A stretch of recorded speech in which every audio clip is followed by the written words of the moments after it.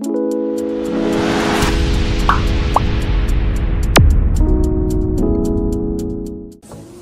trước tiên mình sẽ cấu hình một cặp chứ. Một cặp này thì mình sẽ tháo ra.